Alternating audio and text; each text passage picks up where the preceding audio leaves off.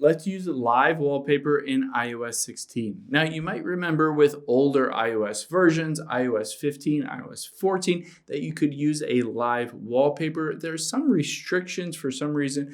Apple decided to allow some things and not allow other things in terms of live wallpapers. I'm going to walk you through all of your different options.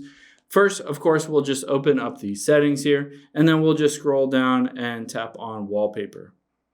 Now on here, I can just hit add new wallpaper, and there are a couple different things. Potentially you want to add a live wallpaper for weather. You can add that. That will update to your current weather.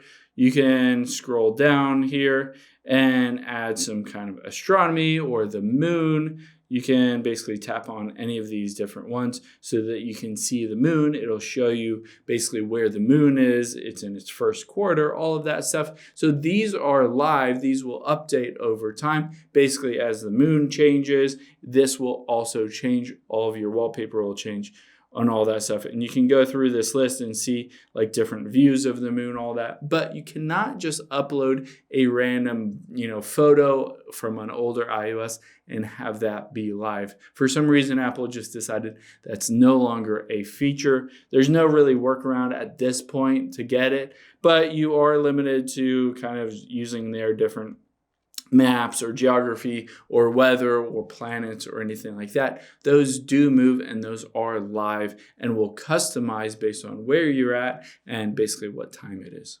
Hope this helps. If you have any questions on that, leave them in the comments down below, and I'll catch you on the next one.